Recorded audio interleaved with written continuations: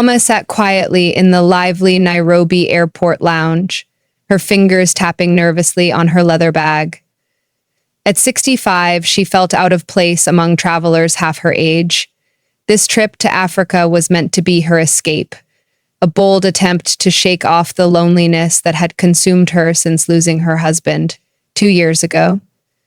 But even here, the emptiness seemed to follow her like a shadow.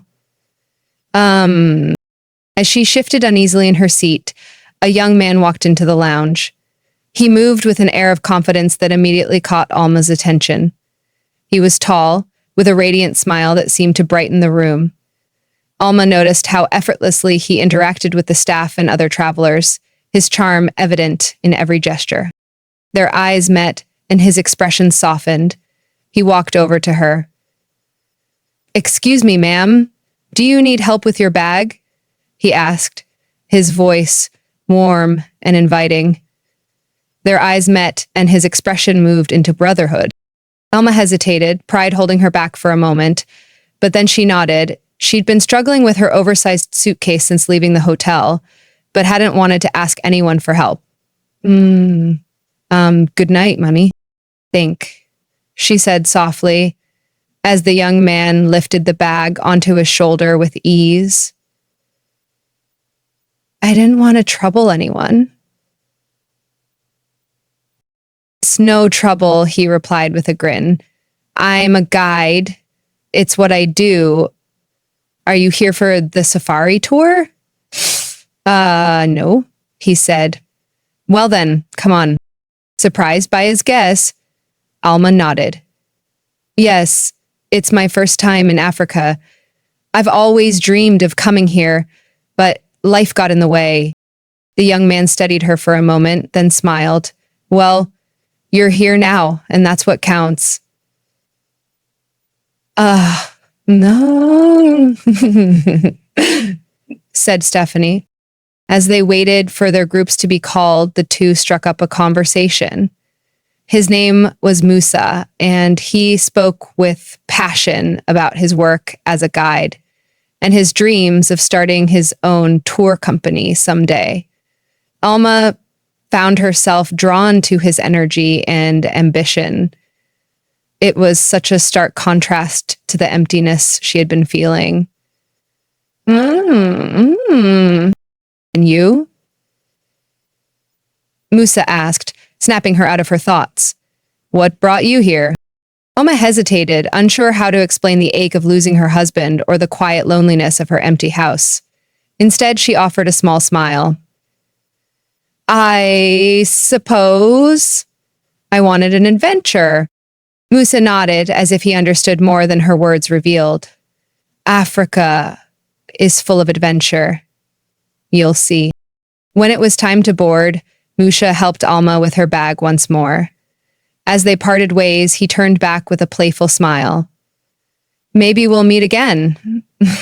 The world has a funny way of making that happen. Alma watched him walk away, feeling something stir within her.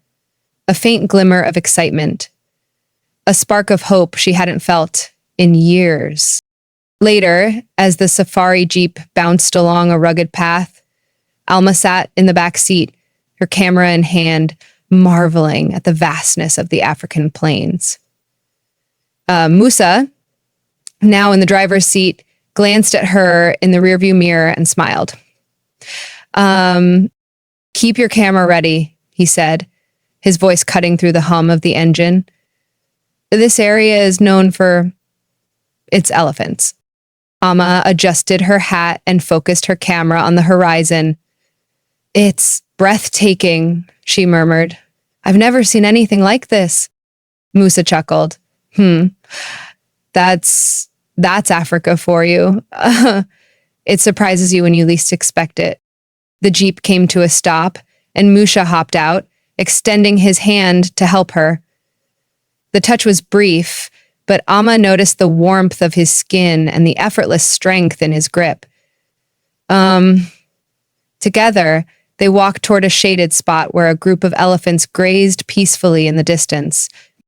As the afternoon wore on, their conversation grew more personal. Mama found herself sharing pieces of her life she rarely talked about. The years she had spent as a teacher, the joy of shaping young minds, and the emptiness that crept in after she retired.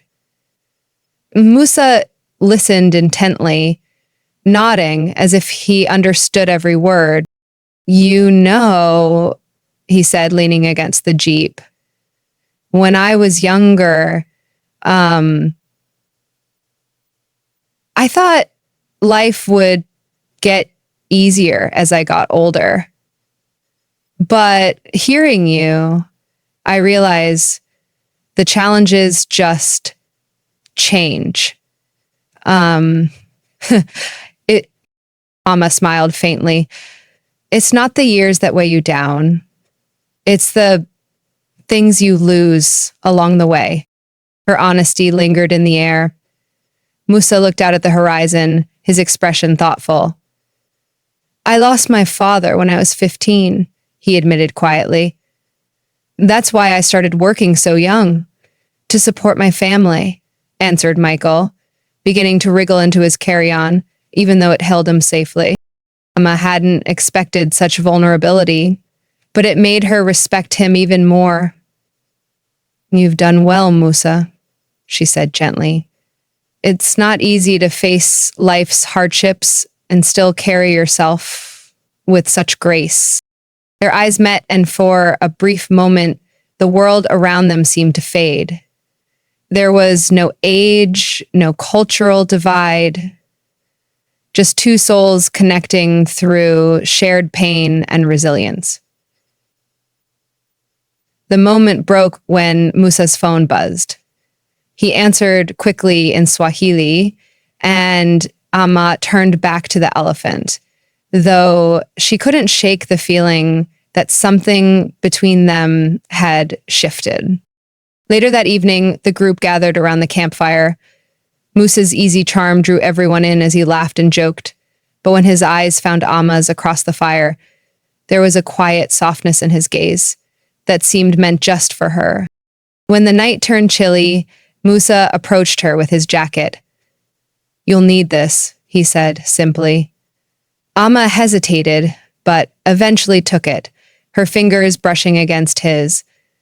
The small gesture sent a ripple through her, a reminder of a warmth she hadn't felt in years. Lying in her tent that night, Amma stared at the ceiling, her heart heavy with confusion. She hadn't come to Africa looking for anything beyond adventure. Yet Musa's presence stirred something inside her, a longing she couldn't quite name. The camp was quiet beneath a blanket of stars, the distant sounds of wildlife creating a soothing symphony. Musa appeared at her tent with a careful smile, carrying a tray with 2 glasses of wine. I thought you might like this, he said, setting the tray on a small table nearby. Startled, but not displeased, Amma accepted the glass he handed her. That's thoughtful, she said softly, her voice nearly drowned out by the chirping crickets. You've been quiet today, Musa observed, leaning back in his chair. His gaze lingered on her face, taking in the lines of experience and grace, etched by the years. Mum sighed and added, I'm a lad, I'll see. I've had a lot on my mind, Alma admitted, swirling the wine in her glass.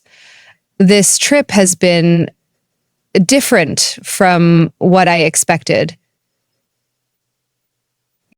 Different good or different bad? Musa asked, his tone light though his eyes were serious. Good, Amma said quickly, then paused. But complicated. Musa didn't press her, allowing the silence to settle comfortably between them. The firelight danced on their faces, softening the edges of reality. Can I ask you something? Amma finally said, breaking the quiet. Anything, Mucha replied without hesitation. Do you ever feel like you're living someone else's life and the person you were meant to be got lost somewhere along the more? Hope said slowly. Musa grew thoughtful, his gaze drifting upward. I used to, he admitted. After my father died, I felt trapped by responsibility, like my dreams didn't matter anymore. Musa's words lingered in the air, and Amma nodded slowly, feeling their weight. I envy that clarity, she said softly. I've spent so much time being what others needed me to be. A wife, a mother, a teacher. I don't know who I am outside of those roles. Musacha's voice was firm yet kind. You're more than the roles you play. You're here, exploring the world. That takes courage. Their eyes met, and for a moment, Amma felt truly seen. The walls she had built around herself began to crumble, letting in the warmth of his presence. Without thinking, she reached down and placed her hand on his. The touch was brief, but electric, sending a spark through both of them. Amma didn't pull away, his gaze steady and unreadable. Amma quickly withdrew her hand, her cheeks flushing. I shouldn't have done that. Why not? Musa asked gently, his voice low. Because it is inappropriate. Inappropriate doesn't mean wrong, Musa said, leaning in closer. Sometimes the things we're told not to want are the things we need the most. Amma's breath caught as his words settled between them. Slowly, Mishe reached out again, brushing his fingers against hers. This time, she didn't pull away. The world seemed to shrink, leaving only the two of them in soft glow of the firelight. When Musa leaned in, Amma's heart raced, but she didn't stop him. Their lips met in a tentative kiss, gentle at first, but deepening with each passing second.